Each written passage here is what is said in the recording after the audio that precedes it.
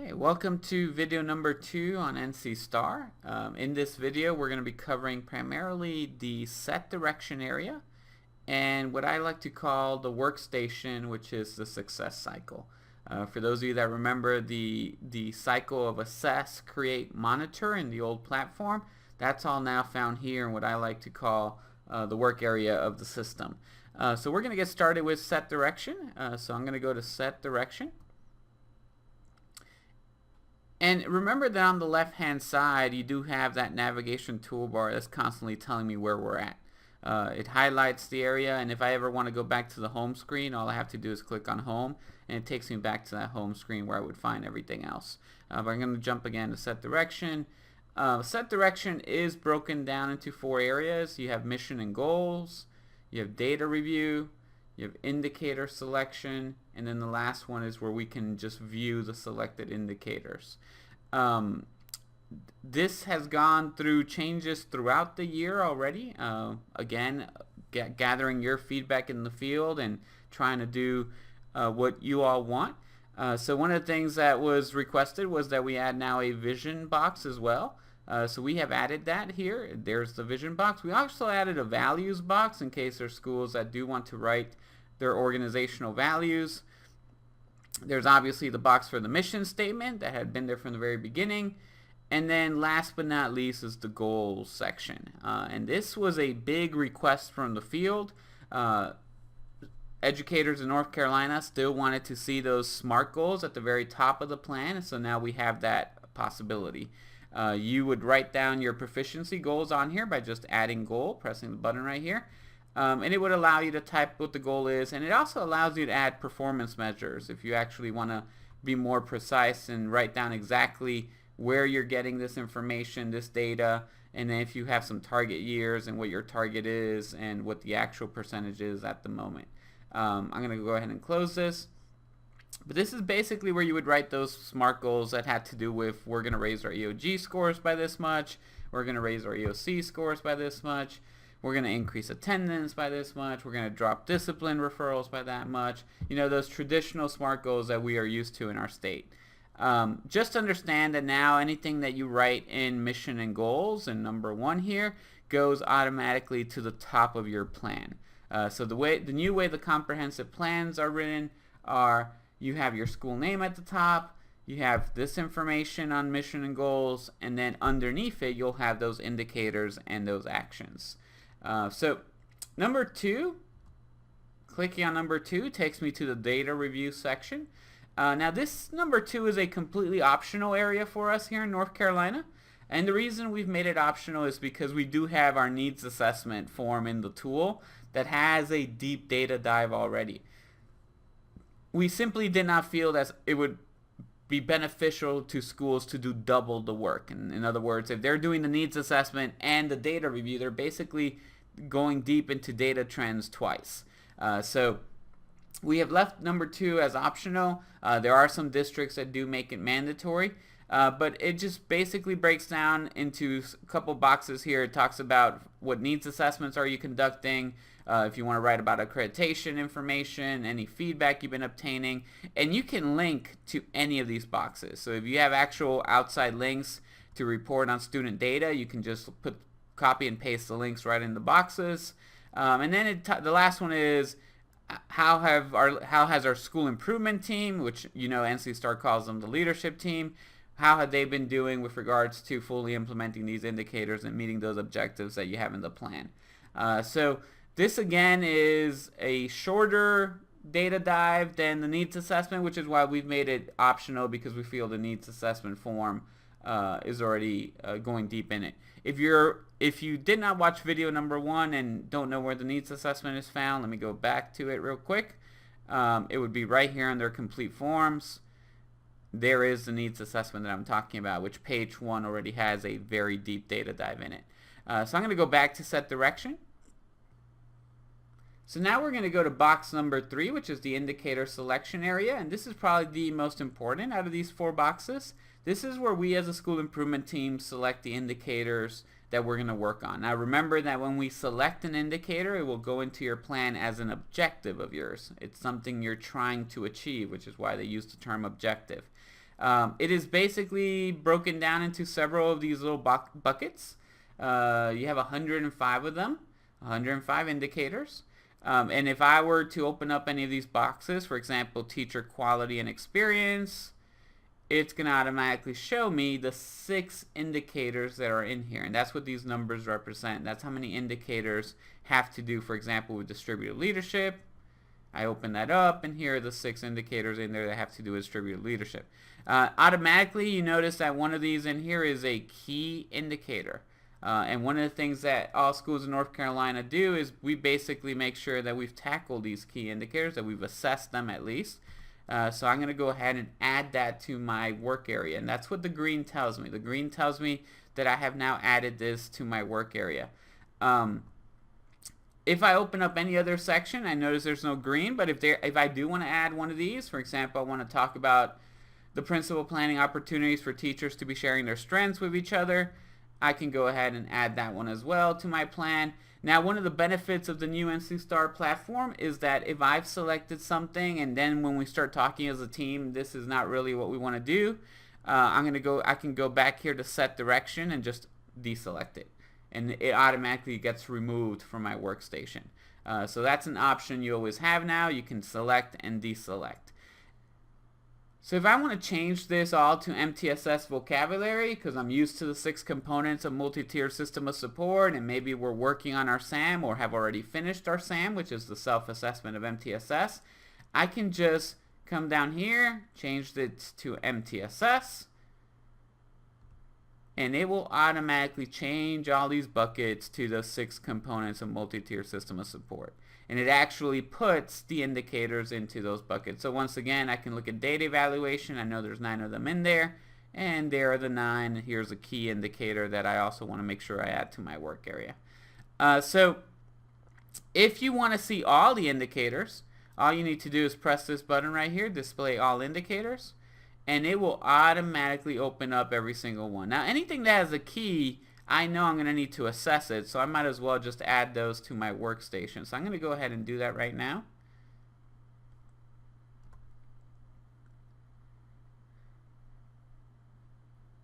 I'm just scrolling down through the list of indicators, and I'm going to add these to my work area.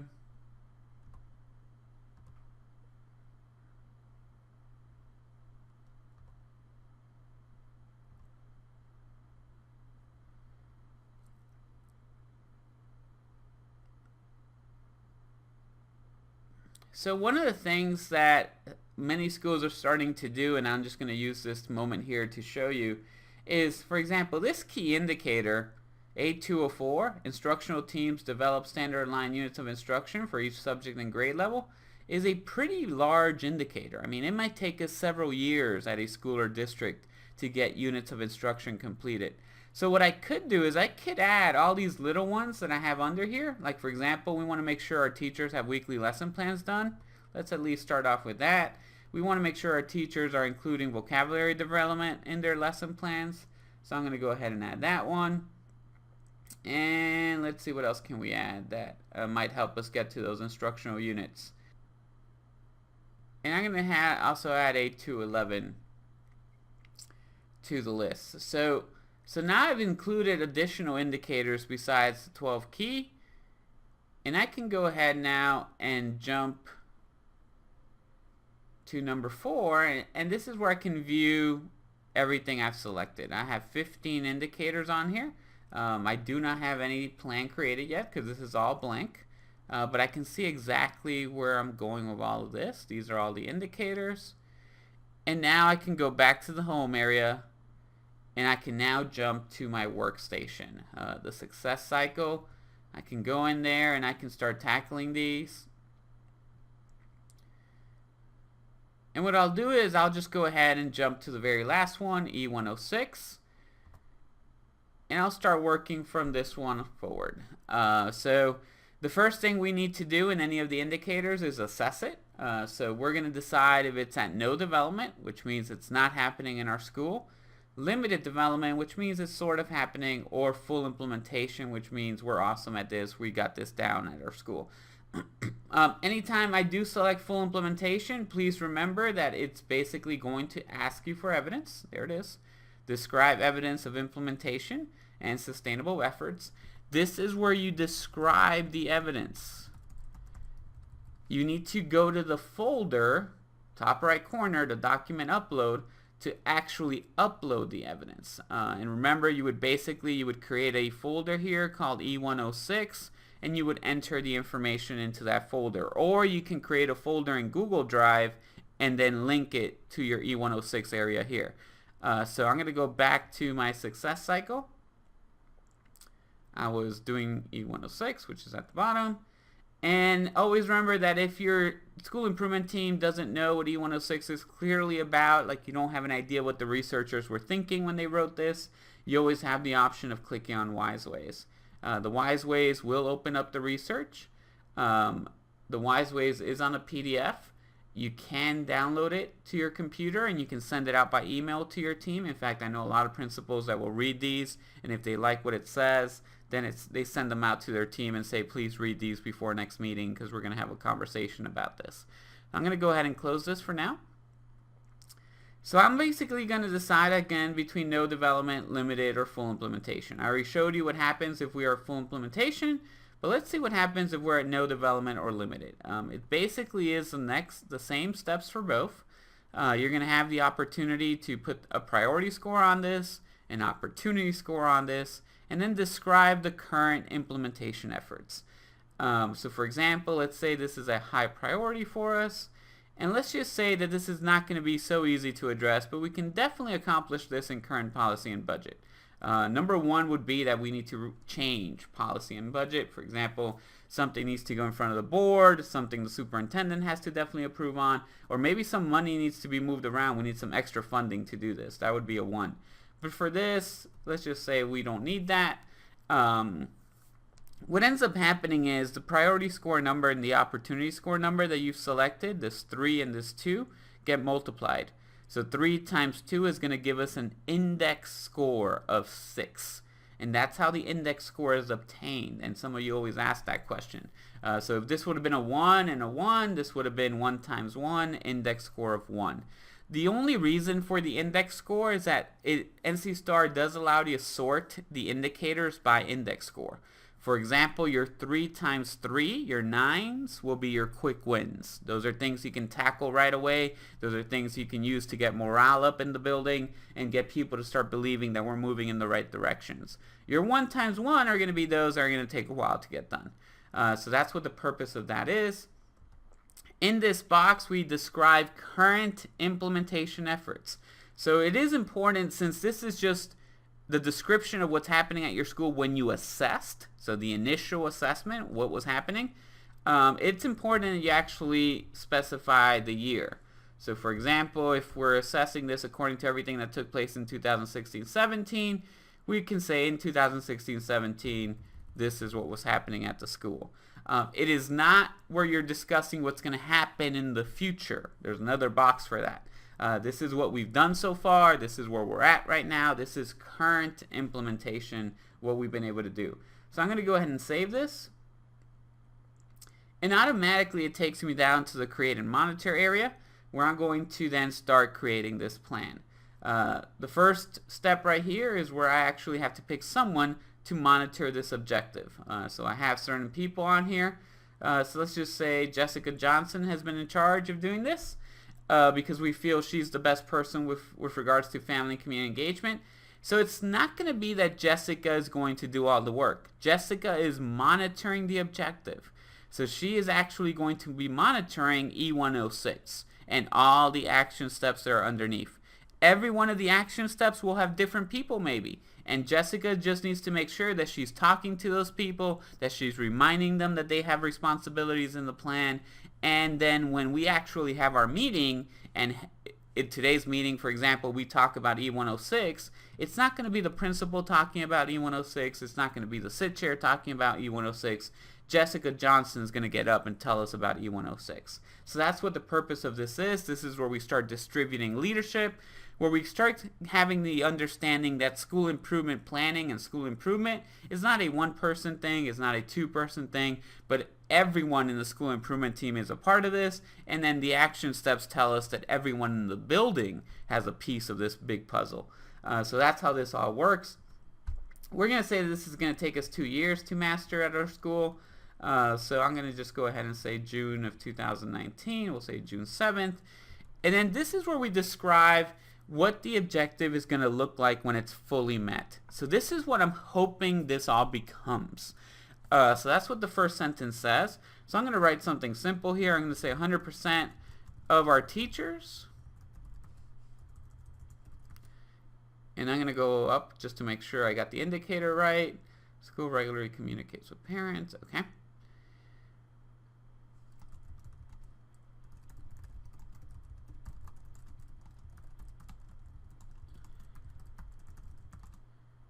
So all our teachers will regularly communicate with parents about our expectations and will provide them, and I'm going to make sure I do exactly what the question says. I'm going to put parents and guardians. And we'll provide them with strategies and practices that will help them assist their children with curriculum at home.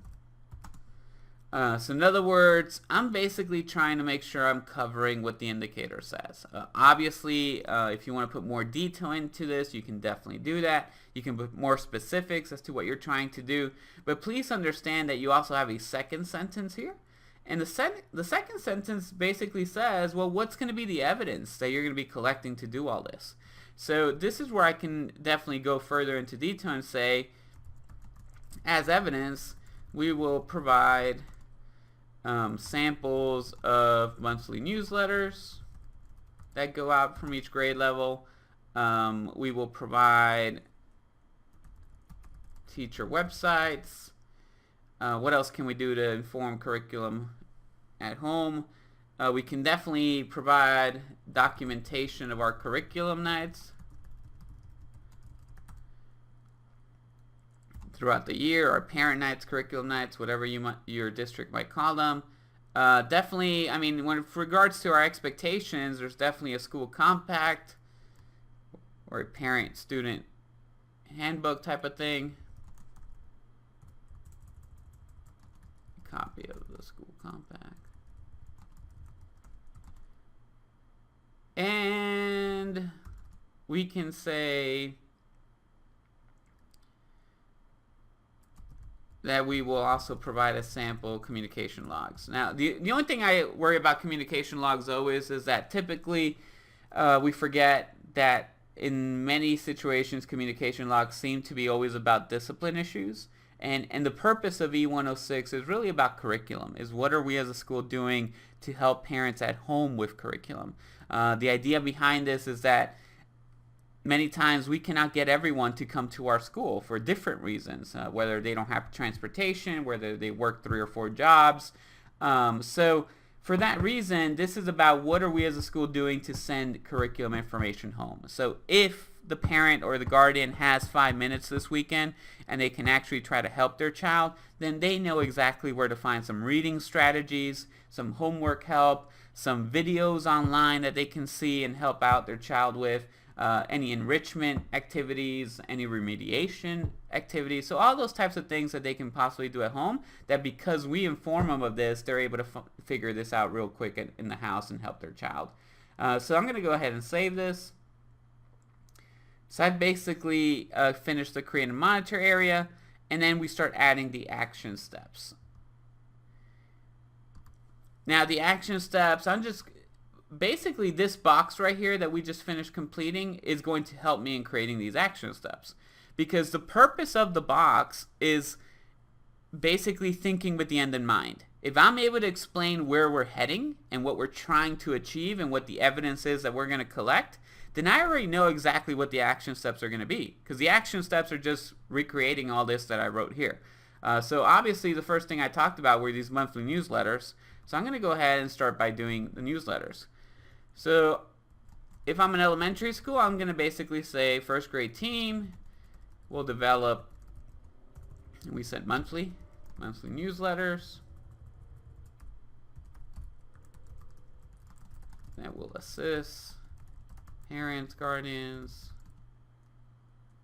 Actually, I'm going to say that will provide parents, guardians with reading strategies and online resources.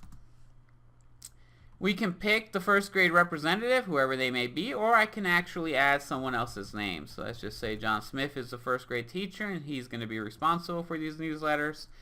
We can establish a target date. Let's say this is all going to be done when it comes to, I'm going to say June, but when it comes to recurring tasks, and this is a recurring task, it's a monthly task or action step, definitely pick the end of the year.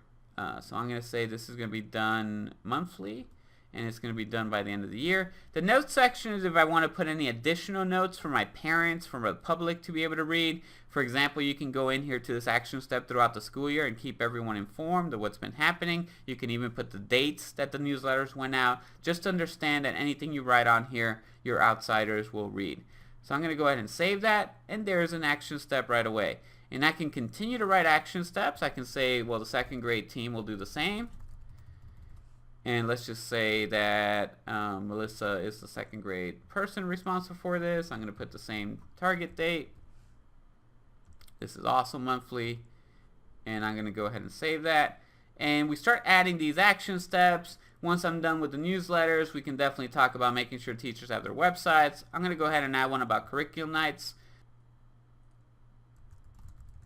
Let's say these are going to be done quarterly.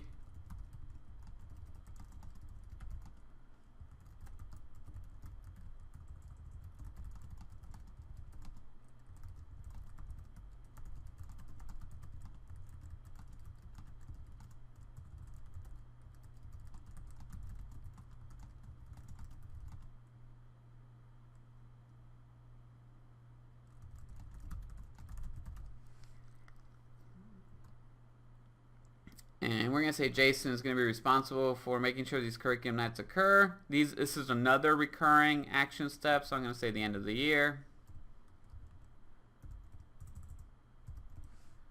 And these are quarterly, so these are 4 times a year.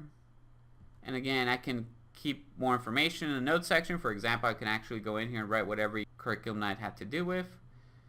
And we start adding these action steps. And then as we as a team get together and talk about these, Jessica is going to basically tell us what's been happening. And she will basically say, first grade team has done a phenomenal job. I've seen 2 or 3 months already. They keep sending great newsletters. And once we feel strongly that the first grade team is going to continue doing this without us checking on them, then you can go ahead and mark it as completed. Understand that we don't mark it completed until we feel that this is now systemic, that this is now ingrained in the culture of the school. It's ingrained as a process in the building. It's not something that's always going to continue to occur. So as soon as we feel comfortable with that, then we start marking these action steps completed. For example, we've done 2 curriculum nights already, and they've worked out great. Jason has a hand on this. He definitely is going to keep going in the right direction with these curriculum nights. So I go ahead and mark them all off. As soon as I mark all my action steps completed, then this comes out.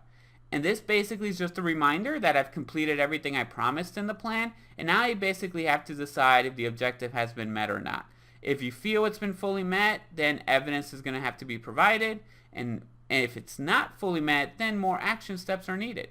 So as soon as I click on that, I can say that more action steps are going to be needed on this because we're not there yet. And it's going to have this reminder constantly that additional actions are needed. And all you need to do is scroll to the bottom and just add the action steps. But that's basically how the plan is addressed. I'm going to go back to the success cycle here. So we basically just finished E106. I'm going to scroll down to the bottom here so you can see the information that's been recorded. We assessed it as limited. We gave it an index score of 6. Jessica Johnson is a school improvement team member that's responsible for monitoring this indicator, this objective. We've said we're going to have this accomplished by June of 2019. There's 3 action steps in there, which we actually completed them all, which is what that tells me. However, it does tell me that we as a team decided that we needed to continue adding tasks that we were not in completion yet of the indicator. So that's why I don't see any completed date on here on the right hand side. If I ever wanted to change anything on here, I can just click on the actual indicator and it will automatically take me to everything that we put in here, and I am able to update any information. I can click on any text box, change the person responsible for it, so on and so forth. I can even delete tasks or action steps if I wanted to by changing the completion date, and then I can even press delete. I'm going to go ahead and mark this completed once again. It's going to ask me again, are we met? I'm going to say we still need more actions. Additional actions are needed. I'm going to go back to the assess cycle. So going back to my success cycle, I'm going to share with you a little extra work that we've been doing. So for example, we started working on A204. We've assessed it as no development. We definitely need to have some instructional units in our school, and we don't have any. We gave this an index score of 6. Denzel is responsible for it, but notice that we picked 2020 as the due date. And once again, what we've done is we've included additional smaller indicators to focus on. So when I start planning for these, maybe weekly lesson plans will be a 2018 activity. We're definitely going to focus on making sure all our teachers have lesson plans this year. And then vocabulary development will be 2018 as well, because we want those lesson plans to include vocabulary development. But maybe this whole idea of rubrics might be something we stress in 2019.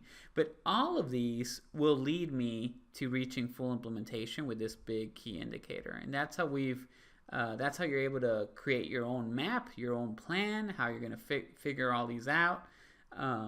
Once again, you are free to choose from the entire list of 105. All you need to do is go to set direction and pick and choose from that list of indicators and start including them in your work. With that said, that finalizes video number 2. I hope you've obtained some good information in the video. And then video number 3, we will continue on with how do we do our meetings in the system, how do we look at the reporting features, and then obviously the feedback and the coaching comment piece. Again, thank you so much for watching video number 2. Have a great day.